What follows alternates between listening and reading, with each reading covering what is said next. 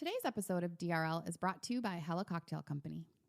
My guests don't just come to DRL for me. They also come for the cocktails. Luckily, my friends at Hella Cocktail Company have my back. These guys make amazing mixes, from Bloody Mary to Margarita to Moscow Mule. They also make cocktail bitters, my secret ingredient, and now yours too. It's easy to feel like the best bartender in town when every bottle comes with a simple recipe on it. Hella Cocktail Company, bold flavor, real ingredients, hospitality. Mixing it up since 2011. Shop the collection on Amazon Prime or use code DRL online at hellacocktail.co for free shipping.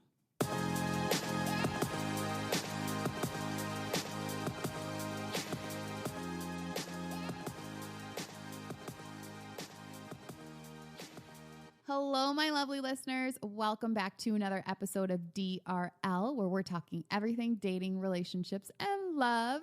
I'm your host, Tanisha Wood. Today, I have Lashaun with me. So Lashaun's husband kept a pretty big secret from her, which eventually led to their divorce. And then after 20 years together, she was now single and started dating again. And in that process, rediscovered herself all over. Hi, Lashaun. Hello there. How are you? So, Lashaun, you married your college sweetheart. How old were you when you got married? I was 25. Why did you guys make the decision to get married at that point? We felt like it was time. We felt like, okay, we have our degrees. We both are in our careers. We're doing well. So what's the next step? Oh, we have to get married. We've been dating for 6 years. Let's get married. And I will add this. I was pregnant. But I think that everything else lined up and it was time. For us, it was just like, we're in a good position. This is what you do next. Did you feel like it was the one or it was the time? Oh, no, it was definitely the one at that time. Right. I don't know. If you call my pause, it was definitely the one at that time, yes. So you didn't have any doubts at that point? No, I didn't have any doubts about getting married. No. So let me add this. I didn't have any doubts about getting married to him at that time because I felt like I had to get married. I don't know if that makes sense, but everyone in my family is married. My parents are still married. All of my aunts, uncles, everyone, people, all of my elders were married. So it was just like, this is the logical next step. And same thing with his family. So this is the logical next step. And because I was pregnant, that definitely added to it. So you were 25, you just graduated. Everything was looking good. You're about to have a baby. You guys get married.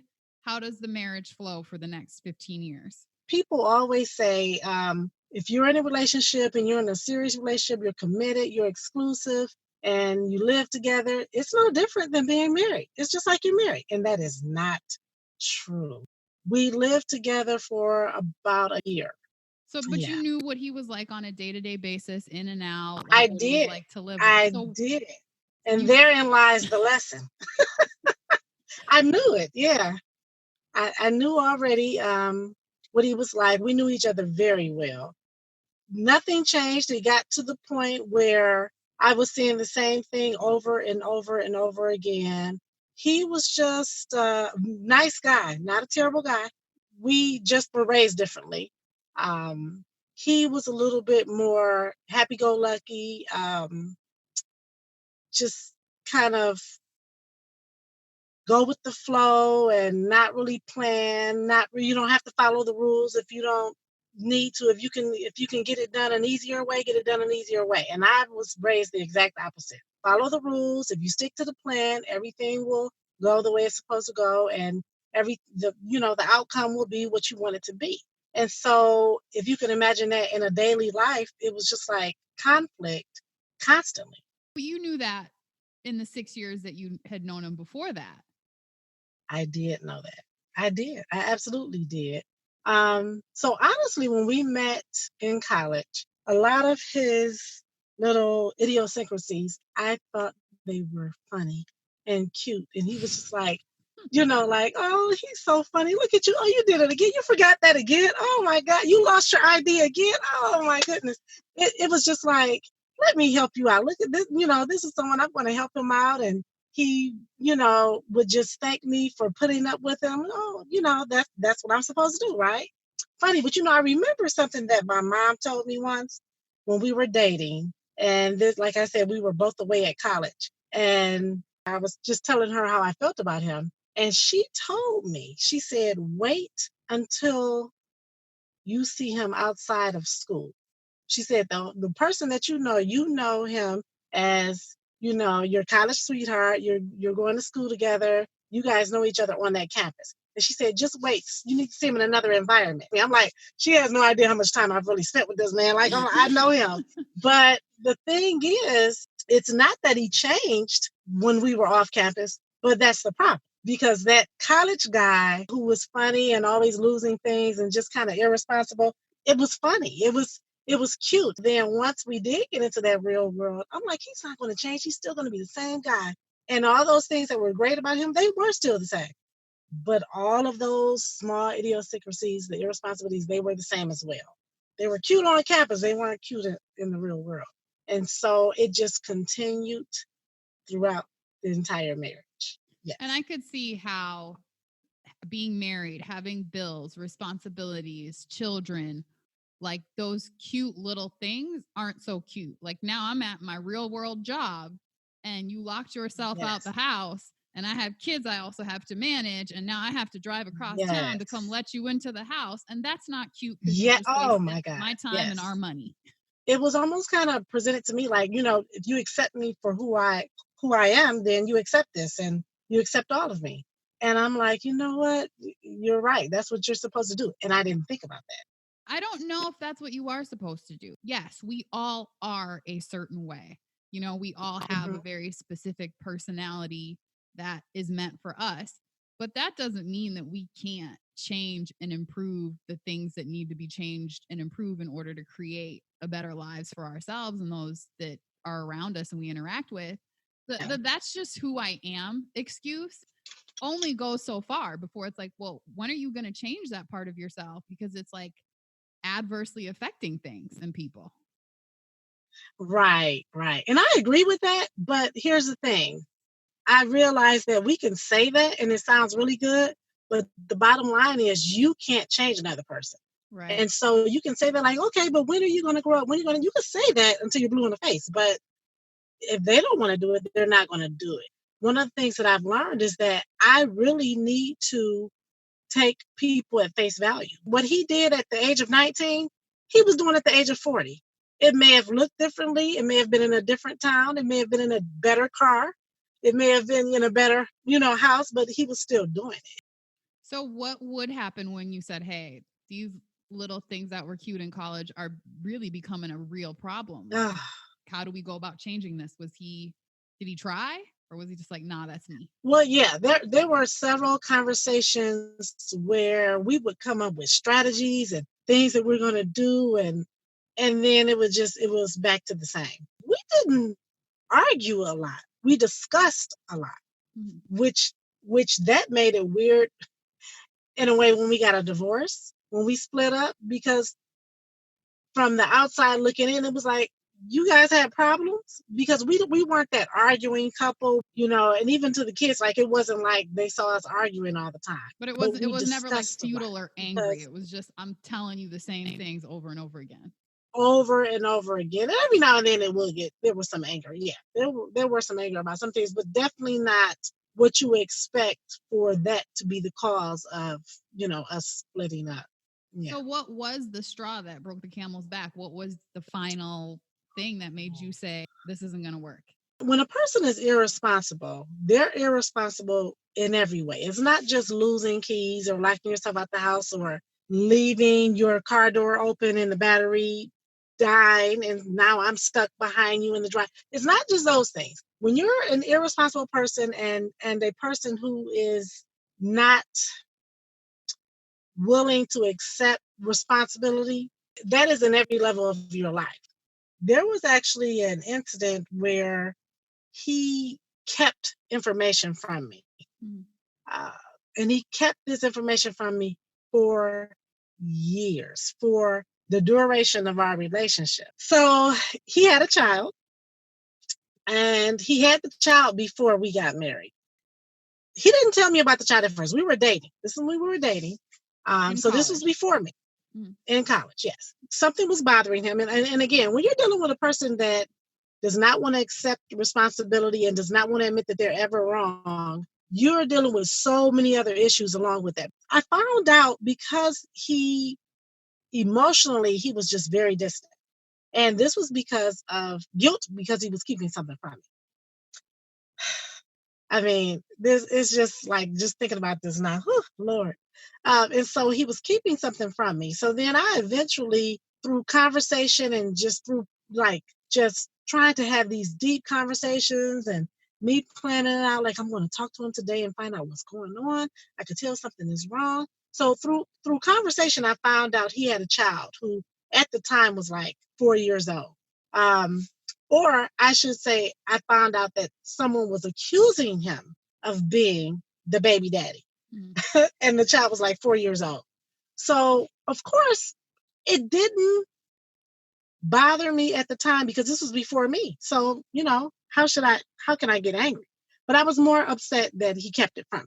Right. And so I remember making a point to tell him that, like, I'm so upset that you kept this from me. How could we're supposed to be together. It's you and me. We've been together for all these years. We're in this relationship. How could you keep this from me?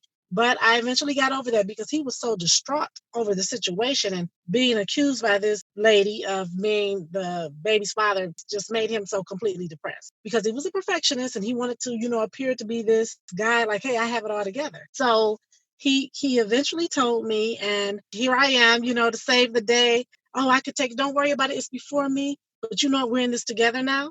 So if you want to find out if this child is yours, I'm in it with you. Don't worry about it. So he was, of course, relieved that I did that. However, he never wanted to take the steps necessary to find out if the child was his, to legally find out, through DNA. So he never did a paternity test? Never did a paternity test. And not only that, he was so embarrassed by this whole thing that it was a secret. So one of the things he told me upon telling me about the child was, no one knows. My mother doesn't know. My family doesn't know. No one knows. I don't want you to tell anybody. I don't know what to do about this because I don't even believe the child is mine. So I'm like, okay, I got it. Your secret's safe with me. And, I got it. I understand. So we kind of went on over the years, and, I would bring it up every now and then. And, it was just like, oh, I'm too stressed out. Why are you bringing this up now? I'm stressed. Sometimes it would cause an argument. Really? You're bringing this up now? And I'm, and it was just like a big thing. Was he so paying okay. child support and all? Like, was he supporting the child? Yes. Without ever having officially found out? And without ever interacting with the child. It got to the point where our relationship was becoming stronger. And then, of course, I got pregnant. We got married. And so now, upon me getting pregnant and having a child, now, I'm thinking about things. Things are more important to me than they were before. So it's like, hey, that child that you have, like, and, the child was in a different city. And it's just like, that child that you have, like, what's up with that? Are we ever going to find out about it? What's going on? And it was just always putting it off. Now, Tanisha, I also want to say, when I think about this in retrospect, I'm so upset with myself. Why didn't I push harder? Why didn't I, ask more questions? And why did I put up with that? Do you feel like you didn't because you felt like, as a wife, my job is to be supportive of him, and this is obviously stressing him out, so I'm not going to add more stress to his stress? Absolutely. That's absolutely what I thought. And I've always been told, pick your battles. And it was just like, okay, well, I mean, it's not that bad. Like, it's not like, I have baby mama drama. It's not like he's not supporting this child. I see this money going to this child every month or whatever. And it was just like, I don't want to create a problem where there isn't one. So it just went on and on and on and on until eventually it got to the point where we were trying to buy a house. And in order to buy the house, I don't know, you go through all the red tape and everything. And as far as the credit, we were trying to clean up our credit. And he owed back child support. And they basically told him, like, we can get this resolved if you can reach out and see if she'll settle for this certain amount. If she settles for this amount, it'll be taken off your credit. So he did come to me with that and was like, hey, if we could settle with her. I've never met this woman. I don't know anything about her. I just knew her name. and I knew the child's name. And, he was just like, we could settle with her. It'll be, fine. We can get our credit together and get this house.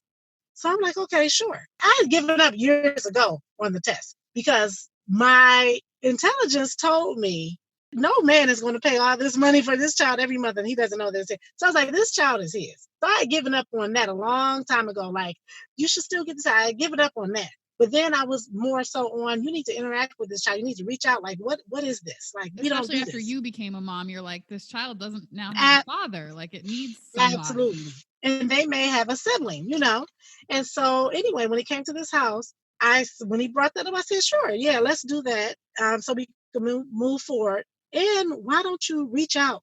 He was just like, yeah, maybe we will do that, whatever. But he was just trying to get to what he wanted to get to. So we settled for the amount. We got our house. We moved in. Everything was fine. Everything's going, This was just like an area of contention for me. Like, just every blue moon, something would happen that would remind me of the situation. Or something would happen. I knew the child's name. I would meet another child or meet someone else with that child's name. And it would just be like, you know what? He hasn't reached out to him yet. He hasn't done this. It would come up every now and then. And so then, finally, with the greatest invention ever, Facebook, I said to myself, Facebook changed the game. There's things you can find out on Facebook. Before Facebook, you cannot hide anything. So I was like, maybe I should, look into this a little bit more, because it bothered me that he wasn't reaching out, but it also bothered me that it didn't seem to bother him that he wasn't reaching out. And in every other area in his life, this guy was this upstanding, strong Black man who is great with the kids, coaching little league football, and just. It seemed like the burden that he had before telling you, he unloaded on you, and it seemed to not bother him anymore. And then it was bothering you. Like, you were the one now carrying the burden, because now it's just you and him. It's off of him, and now it's you that's running around like, I mean, are we ever going to get in contact with this child? Like, who is this child? Maybe we need to know this child. Absolutely. And then I finally one day found him. When I finally found who I thought was him, so I just kept clicking. So, Facebook, you click enough, you're going to find something. So I kept clicking, and I saw the mother's name. So I was like, oh, his mother is on here. She's one of his friends, of course. I clicked on the mother, and that moment changed my entire life. When I clicked on the mother's profile, and I read everything, it was absolutely her. And she was Asian. Tanisha, I want to say I have no problem with her being Asian. I had a problem with the fact that I didn't know she was Asian. And at that moment, it told me how much I don't know, because I said, this in all of these years, I've been picturing this just, I don't even know if I formed a face in my head, but I just was picturing this, average African-American girl. Maybe she looks like me. Maybe she doesn't. I don't know, just, a homegirl, whatever. And when she was Asian, I was like, what I said to myself, I had no idea she wasn't Black. It hit me. It's like, you don't know anything about this. You think you know, but you know nothing. And it just really, I just can't really express how much it just showed me, like, what have you been doing here? You didn't even know this fact. And then I was like, why didn't he tell me this? Not that it was, it was just like, this is definitely something that you would think it would have come up in conversation. But like, the thing is, if he was avoiding even knowing the main fact, which is this your child? Like, why would that detail even come up? You know what I'm saying? And that didn't hit me until all of that hit me. It didn't hit me then. It didn't hit me over the years. It was just like you said, I'm just being this wife, this strong, supportive wife. And I didn't question anything. I didn't question nothing. So after that, for several weeks, I told no one. So then I kept looking at all of the pictures, and the child looked just like him. It was just like, oh my God, it was just amazing. I was just like, I cannot believe. I would compare their pictures, and I would be in tears. I was in tears because I was like, I don't know anything. Have I been under a rock? Why didn't I ask for? Why didn't I push for this? Why didn't I? These people are right. And it also made it so real to me. Before, it wasn't real. I knew nothing. So I didn't have any faces to put with it. But when I saw this, and I'm looking at the whole family, I'm looking at the young, her younger kids. I'm looking at, and I'm just like, these are people. And then, I'm so embarrassed now, but it's just like I was really like stalking. I was like Joe, stalking his page, Joe from you, like stalking his page, like reading everything. And there were times when there were other people like, oh my God, it's too bad that your dad, is not in your life and all this stuff. And he would say things like, there were certain posts like, memes he would post about not having a father. And I was just in tears reading these for a couple of weeks by myself. So eventually you didn't tell your husband, though, that you found this kid in his page and the mom or anything? No, because I knew when I told him there was no going back. It's like a cliche. They say a woman leaves a relationship mentally first. And so at that point, I was gone mentally. I was there every day, getting the kids dressed, making dinner, doing everything. And, I still loved them and everything, but it was just like my mind was so preoccupied. And I would go like in a separate room that he didn't know about. I had like a little den. I would go in there and I would just kind of like look at it. Was just crazy. You were like, so I have my research den. You know how Joe has like his whole basement contraption thing? Yes. This is where I do my work. Yes. And so I eventually told my sister about it. Now, mind you, nobody knew about the child in the first place. So then eventually I told him. I told them that I found them. And then when I told him that, he said, okay, well, you know that she's not Black. I said, I do know that. And I said, why didn't you tell me that? He knew that would have been an important fact for you. Well, yeah. And here's the thing is, I don't understand why he didn't tell me that. What difference would that have made? It didn't make a difference at all. I mean, it kind of sounds like he was very worried about perception of who he was. He was. Mm-hmm. He built like this strong Black family. Yes. And maybe had that reputation. And so anything outside of that, whether that be the race of the other woman or the fact that there was a child that existed in that way, it would have sort of ruined that image of himself and the way other people saw him. So it was just best to literally keep it under complete wraps to not affect. But for me, that's what got me. It was like, I'm your wife. I'm your wife. And so just needless to say, from that point on, it was never the same.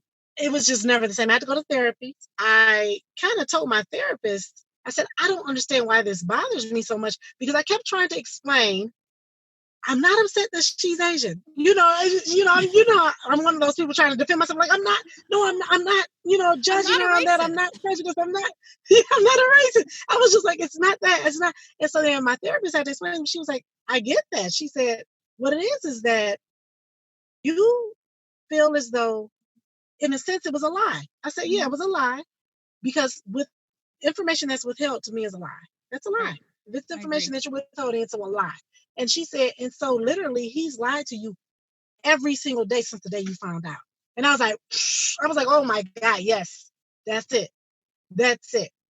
I said, it's like he's lied to me every single day since the day I found out about this. You didn't tell me everything. And not only that, it just kind of brought to the surface everything that I didn't know. It brought to the surface my flaws, because I said, I'm flawed. Why didn't I ask? Why didn't I stand up for another mother? Everything, oh gosh, it was so much. Then eventually more information came out. At that point, once I told him that I knew, it was a load off of his shoulders. He felt better. And so now we're able to have these conversations about them and about her and about him and about why this situation was so, and this and that. And, just everything that it was telling me, I said to myself, I was so angry. I said to myself, all these years, I don't know. I felt like I was being supportive. I was being this wife that you're supposed to be. And I was keeping your secret, but the secret was being kept from me also. And then I eventually found out that, remember I told you he had to settle, we were cleaning up our credit. He had to settle for a certain amount to get it off of his credit record. And he accidentally told me that he went there and met with her to give her this money. Never Yet another thought secret. to mention that? Yet another secret. I guess he felt like you know everything, so I could just tell you everything else that you don't know. And so it was just like, yeah. So when I went to meet with her, and I said, wait, what do you mean? What do you mean to meet with her? He's like, remember we had to settle, for the money and all this. And I was just like, you met with her? He was like, oh yeah, I didn't tell you. And I said, so you went, like they live like an hour and a half away from here. And so I'm like, so one of these times when you went out of town, I didn't know you were meeting with it. Not that I, was accused of it. I never was suspicious of anything, but it's just the fact that you're just a liar. It's never the crime. It is always the cover up. Never Absolutely. The crime. So if he would have just been like, hey, I'm going to go meet with her, or even that day after he did it, he would have been like, hey, you know what? I just did. But it's always, then it makes you wonder, what else have you been covering up? I questioned everything after that. And so, we just never recovered from that. And there were some other things that happened also that I really won't get into, but there were some other things that happened that was just more of the same. But by then I was gone. I was gone mentally anyway. I was gone. So as soon as we separated, he reached out to the child, who was at that time like 22. Wow. And finally he reached out, and that was a roller coaster because we were separated. We were living in two different houses, but he was going through so many emotions reaching out to that son that I was still there for him with that, because I knew how hard this was on him. I'm the only one. I've been there through all of it, and so I was still there for him with that. And it was just, oh my gosh, when I tell you the lessons I've learned and how I think about things now, but I'm still damaged by that, because now it's led me to question everything. Anything that sounds somewhat off kilter, I'm like, what if this, what if that? Because I think I promised myself, don't get tricked like that again, or don't allow something to happen right in front of your face and you're not asking questions. And I'm still trying to work through that. I'm still trying to find my balance with that. Well, really, it's, 22 plus years of not dealing with it, and then you're dealing with it all in like this small time period. And it's like you're processing 20 years worth of stuff in just a couple months or years or whatever it may be. Why do you think he reached out to the child after you guys were separated, when you had been bringing it up so much before? Why do you think he waited? I think he was trying to resolve things with me. I think he thought if he did that, I would come back. When I revealed to him that I found them or whatever, he revealed to me that the child had been looking for him and had been calling around. Yes. I didn't know that. It's so much that I didn't know. Let's just say I didn't know anything. Okay. There was so much that I didn't know.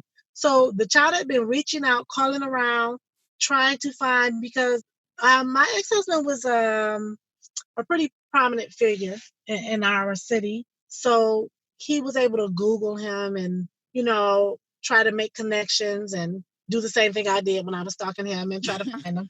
And so he had been reaching out to my ex, and my ex would not respond. So finally he responded.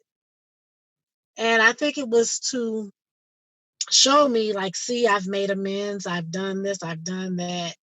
But I was gone. When you're gone mentally, you're gone. I was gone. I was gone. There was no turning back. It was just like, I can't unsee that, And then, of course, that had to make you view him in such a different light, because now it's like, not only have you sort of abandoned this child, but this child is actively trying to find you and reach out and sort of like begging for you in a way. And you're just like ignoring it. What's up with that? You know what I mean? Like, it really makes you just view him in an uncompassionate light. Yeah. Absolutely. And they say that for a relationship to work, a woman must be loved and a man must be respected. A man needs respect, a woman needs love. And so that respect, I still loved him, but I didn't respect him anymore. What's his relationship now with the child? He's connected with my children. Yeah, he's a dad and he's a granddad, and he definitely has a relationship with the child now. There was a lot of unresolved emotions from the child as well. So they had to deal with a lot, just those two. And then to be able to meet up with his siblings, we had to tell our kids, we told our kids about it together. Um, and yeah, that was just he has a relationship now. That's what I'll say. That's good. I'm glad it turned out that way, despite I am the too. things that happened in between, because he deserves to have a father and a family. I am too, and I've actually thanked God for that. I'm like, thank you. Even though all of this happened to me, I can absolutely see the good that came of it. So how long have you guys been divorced now? We've been divorced for 6 years now. Yeah. So you started dating after your divorce. How's that been going? So wow, it's been a whirlwind. First of all, I had to just kind of realize that dating is different now. And I want to make a point to say dating is different because I hear so many women say men are different now. No, men are actually the same. Men are the same. If you can really kind of get down to their core, they're the same. But the dating world, the concept of actually seeking out someone that you're interested in and dating and getting involved, that is what has changed. And I don't like it. And I have sworn to not give in to the norms. A lot of the norms, I just refuse to give in to them. It was a little difficult trying to find out if I was discovering myself or becoming the real me, or if I was giving in to norms. And I was just so against giving in to these norms. I'm like, okay, I'm not going to become that person. I'm not going to become what dating has become now. But then some of it was like, but no, I actually want to do this. You do have to get to re-know yourself, especially because you were so young when you guys got together, got married, started your family. Yes. Like, who are you now outside of this person and outside of this relationship? So it's like a whole self-discovery that needs to happen. So how was that process of self-discovery while also dating and meeting new people? It was a lot of fun. I will say that. Yay, At the beginning, dating is fun. That's what I'm always trying to tell people. It's actually fun. Yes, it was it's so much fun. And I enjoyed it. The last time I dated, I was still living with my parents. So I had to follow rules and I had to. So this time around it was a different ball game. I think a lot of my girlfriends, they may have been a little bit worried about me at first because they were like, "Oh my God, you're just out here just dating everyone. You're just doing." But I believe in that. I think you should date. If you're dating, you should date. You should try everyone out. And I think that's what I did. I was kind of giving everybody a chance. Did you go on a date I was with at an the point Asian where man? I did not. I would love to. Well, not really would have now, brought it but full circle if you did. yeah. That would have been the best. I don't want to say revenge, but yes. The first person I started to date was an old friend that I went to high school with. I was able to vent to him. He had been married, divorced as well. I just was really leaning on him. We started dating. And I think I fell really hard really quickly because he was the person that kind of like helped this wounded bird and, was just listen to me going on and on about what was going on in the marriage and everything. So that didn't last long. And then after that, I just kind of like was like a serial dater. I was just dating people. And I have this thing where I feel like, and this is bad, the beginning is the best. So I just kept having all of these beginnings. The like stage go out is on really the best stage. When it's just like you oh like my, somebody it's and the you best don't know what it can stage. become because there's like this possibility and you're avoiding the complication of like a unit in a relationship, which is understandable because like you had all that before. And you were just like, I don't want the complicated part yet. Yes. I didn't want that yet. And so I had spent so many years with someone who was not pressed about impressing me and was just kind of like, I don't know, taking me for granted. So when you first date someone, like you said, that like stage, the first date, the second date, they're trying to impress you. I love that part. I appreciate that part. That part makes me smile. So it's like, why go beyond that part? Especially if I don't have to get physical with you. And I had so many first dates. I had a few second. And then after that, no, you're getting too serious. I don't know. People ask you on a third date, you're like, sorry, I don't really do third dates. It was nice knowing you. Good luck. At that point, I'm getting too close, but we know what comes next. Mm-hmm. And I didn't want to do that. I've never been promiscuous, and so that just wasn't my thing. So I just continued to date until I reconnected with a childhood friend, and it was over. I just was like really hooked on him. Our chemistry was absolutely out of this world. It just became this situation that was like a drug. It was just like, I cannot pull myself away from this. It started out all wrong. Well, I shouldn't say that. It started out right, but if I ever wanted it to be a relationship, it started out all wrong because it was strictly us just really discussing how much we cared for each other and talking about that and kind of leaning on each other, but it was straight physical. There were no dates. There was no let's get together for holidays. There was no, it was strictly a situation. And it was a wonderful situation. It was a fun situation. How long did that last? Oh my God, 4 years. Did you want more out of it, or were you happy with what it was? So at the very beginning, I did not want more, and that was my mistake. I didn't want more because it was just like you said, I had all that, and that was the challenging part. That's when you get into the conflicts and the problems in real life, and it was like a fantasy to me. So I didn't want the real life. I was enjoying this, but then it got to the point where I really kind of fell for this person, and I was like, I want more. I eventually want more. Anyway, I knew eventually I was going to want more at some point with someone. And so you're the person I'm sleeping with, so I might as well have more with you. And he just could not move beyond that point. It was just like, no, I'm here and I'm comfortable and I'm not doing anything else. What angered me is that there were times when he would make me feel as though he wanted more also, but I think it was just kind of keep me going with the comfortable part, to keep me in his comfort zone. So then once you realized you wanted more and he wasn't willing to move in that direction, why did you keep going and not just leave it alone completely? It was wonderful. Tanisha, you did not hear me say it was wonderful. It was it was just our chemistry was something out of like a romance novel.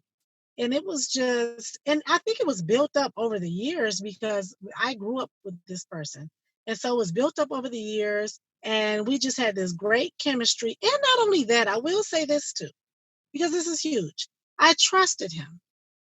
And you don't just have trust in a relationship. You have to trust someone that you're being physical with as well. Someone right. that you're sleeping with. And I trusted him. He was safe. I felt very safe with him. And he's a wonderful guy. He really is. He just is not a relationship guy. So how did that end? Did it end? It did. No, it did. It did. It finally ended. It ended because I got to the point where I had to be honest with myself. And I had to recognize that this guy just keeps giving me like crumbs to keep me hanging on.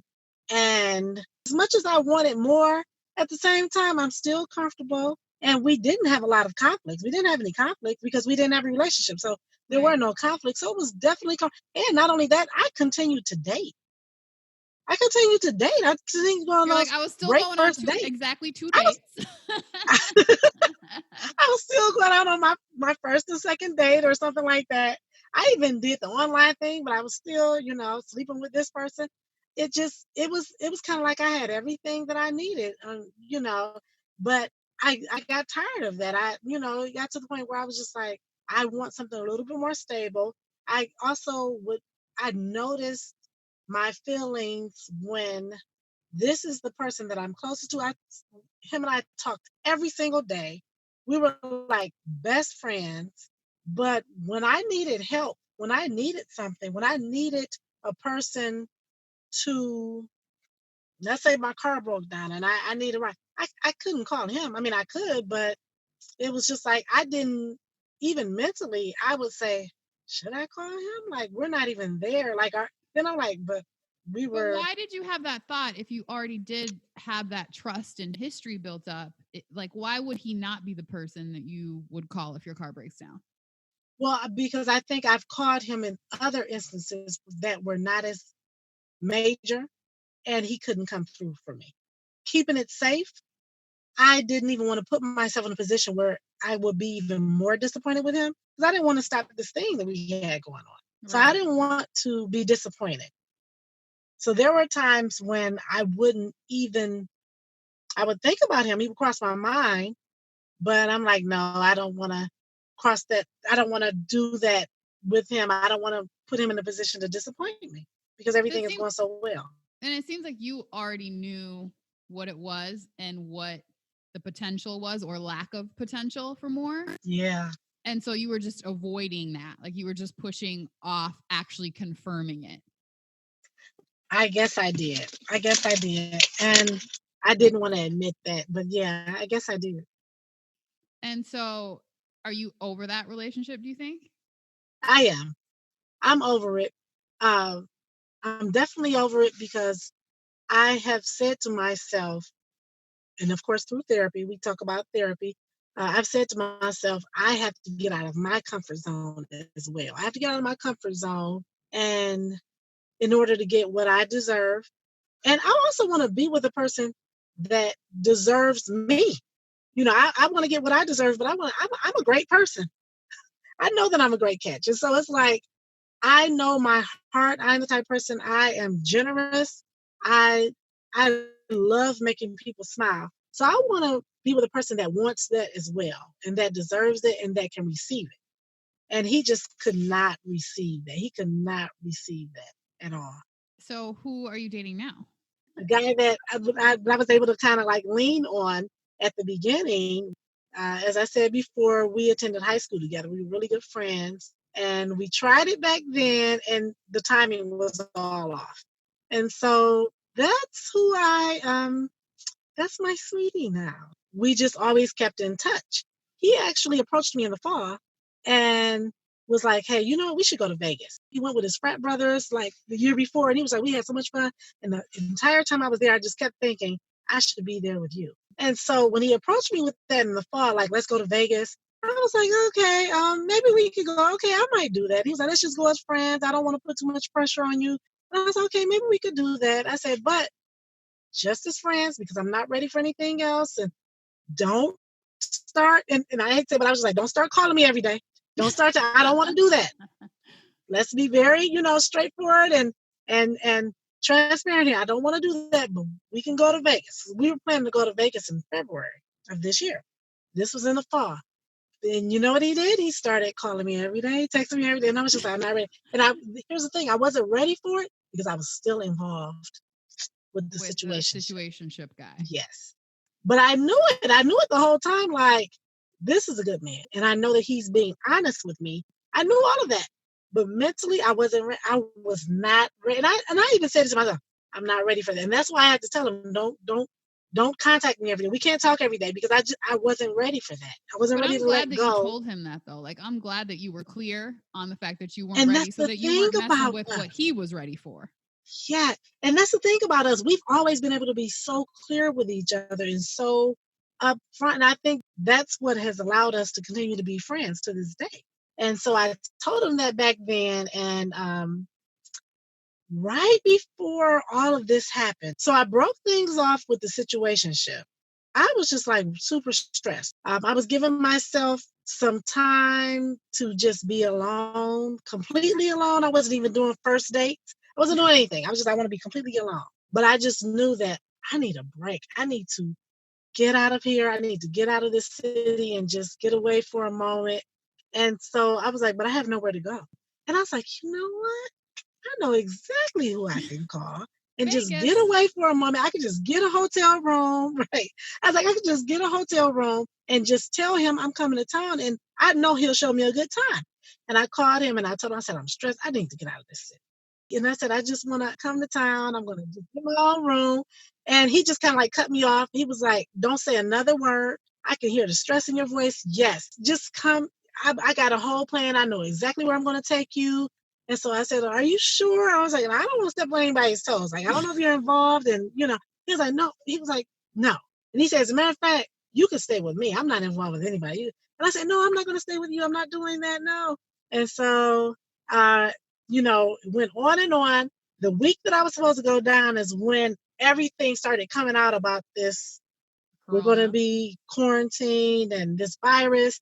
So I was rethinking, like, oh, I'm not staying in a hotel. I was like, I'm not going anywhere and staying in a hotel. This virus is going around. So I didn't want to do that. So I called him to tell him, like, hey, I don't know if I'm coming now because, have you heard about this? He's like, yeah, I have heard about it. He was like, but I told you could stay with me.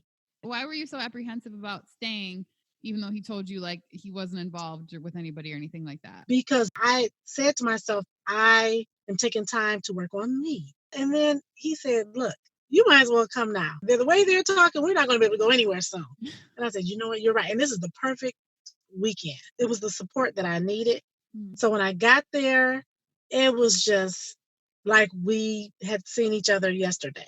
We were listening to music, just hanging out. And we had that conversation. And he said to me, he said, I want to give this a second chance.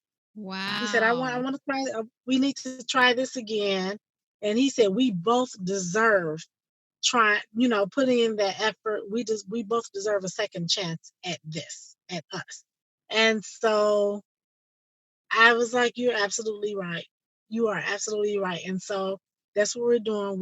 We're trying this again, but it is official that we're trying it again. I like it. I don't know. I'm so excited about this.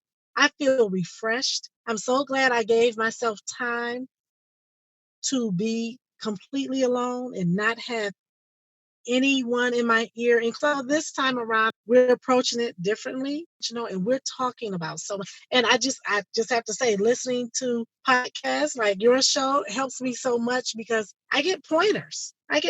From, I'm like, oh, that's a good idea. And this is absolutely something that I want to incorporate the next time I, have a chance at love. And so that's what I'm doing this time around. I'm trying to incorporate those things. This is your first real relationship after your divorce. Yes, it is. Yes, it is. Do you feel like you're over what happened in the marriage, like the distrust, enough to have this relationship and not be questioning things or wondering if there's more that you don't know? Like, are you still carrying that or do you feel resolved about it? Honestly, I think I'm still carrying it. I don't think I'll ever forget it. I don't want to forget because I needed to work on myself. That was a flaw of mine also, to not stand up for myself. In essence, I didn't set any boundaries with my ex. And so I think that's a healthy way to know that this is something new that I've learned that I need to do. And now I'm going to apply it in this new relationship. And I've already applied it. And it's just, I don't know. I just see the results already. I've learned so much that we could do 3 podcast episodes over the amount of lessons that I've learned from the first dates, the second dates, the situationship, everything. And so I'm just trying to make sure that I apply it all. I pray about it. I'm grateful. And I just ask God to order my steps in this. I say, order my steps, whatever it is I'm supposed to do, God, you know what I've prayed about. And I want to say going on the first dates also was helpful for me because it showed me I was able to make a list of what I like and what I don't like. This is prior to reconnecting. And that's exactly what dating is for. It's like you go out and you're like, this is a cool person, like this quality. Never want that in a person. But like, exactly. I think people go into it with expectations of, I hope that this date could lead to a future. And I think when we think about first dates like that, it kind of gets in the way of us learning about the person and what we like and what we don't like. And you know what I'm saying? Like, it sounds like you weren't setting those sorts of expectations. Like, you weren't going out on a first date. Like, I was really hope that this could lead to a marriage. Yeah. You were just like, I hope this is a fun date. Yeah, a lot of my single girlfriends, they didn't know what to think of me. Some of them, I think, looked at it like, nothing's working out for you. And I'm like, oh, no, this is working out perfectly. This is exactly what I want. And then some of them was like, what about that guy? They couldn't keep up with the names. And then there was something about every guy that I like, all of them. I didn't went out with a guy that I think was gay. I think he was gay, but I loved him. He was great. But they liked something about all of them. And so once I had my little solo time and my time to myself, I kind of thought about, I had to reflect on all of these guys that I've come to know and that I've dated.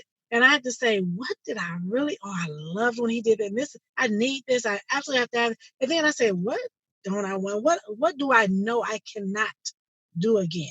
And I think one of the biggest lessons I learned from the marriage, which is what I will take over, not that I'm in a rush to get married again, but I want to eventually one day, is you have to say to yourself, what can you live with for the rest of your life? Do you think that you will get married again? Yes.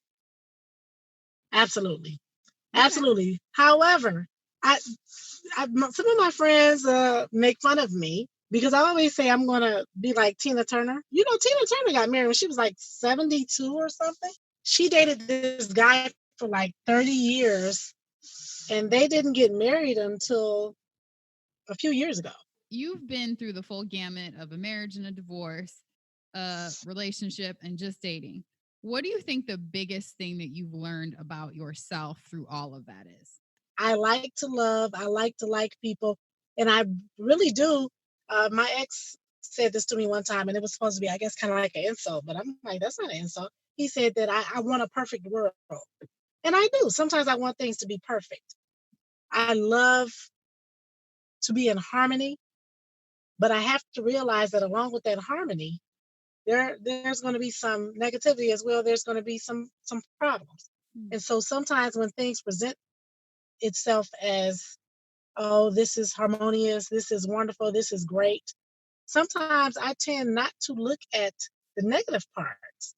I tend not to look at some of the issues because I'm just so grateful for the joy that it's bringing. I love the good parts. I'm not even going to say I ignore the bad parts. I don't even think about it. Then when it sets in, I'm like, oh my God, I can't deal with these bad parts, depending on what they are. Whatever those issues are, everyone has issues. Whatever those issues is, the guy I'm currently dating, he has issues. But I've said to myself, can I deal with these issues forever? That's the key word. It's that forever word. You have to ask yourself that. That's a mighty long time. But I'm really glad that you met somebody now and you're able to, use all those lessons from the marriage and the divorce and dating to really make this a successful relationship. And it sounds like you're having fun, which is, I think, one of the most important parts. I am having fun. I'm enjoying it. And I'm dealing with a grown man. That finally. Gems. Don't deal with boys. Yeah. Well, thank you so much for coming on today and for reaching out and sharing your story. Absolutely. Thank you so much for having me. This was wonderful. Please reach out to me at Tanisha Wood on Instagram, Facebook, and Twitter, and let me know what you think of today's show. And until next time, wish me love. Hello again, my lovely listeners. Thank you so much for tuning in to today's episode of DRL. If you like the show, be sure to go on iTunes and leave a rating and also write a review. And don't forget to share with your friends and tell them all about DRL. Thank you so much for supporting.